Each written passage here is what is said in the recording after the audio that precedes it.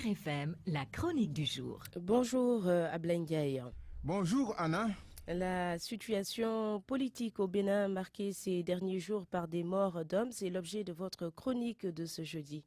Longtemps présenté comme un modèle de démocratie aux institutions solides, issu d'une conférence nationale, véritable trouvaille d'atténuation des crises politiques des années 90, le Bénin, au vu des récents événements électoraux, est-il devenu une vitrine fissurée?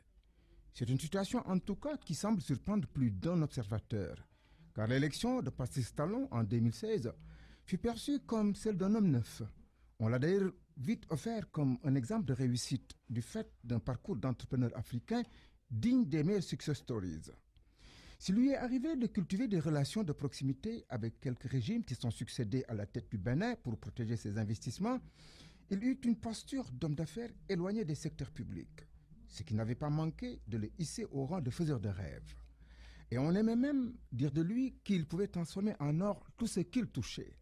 La filière des entrants agricoles, les grenages du coton qui ont fait sa fortune, en constituent des illustrations. Quand tel homme venu du Nouveau Monde ait été plébiscité par des populations béninoises lors de l'élection de 2016, quoi de plus normal? Alors, qu'est-ce qui fait qu'aujourd'hui, il fasse fi de l'ouverture d'esprit, des subtilités ou le compromis nécessaire à l'exercice d'un pouvoir? Pourquoi semble-t-il afficher plus d'autoritarisme que d'autorité, au point de passer pour arrogant pour beaucoup de ses compatriotes?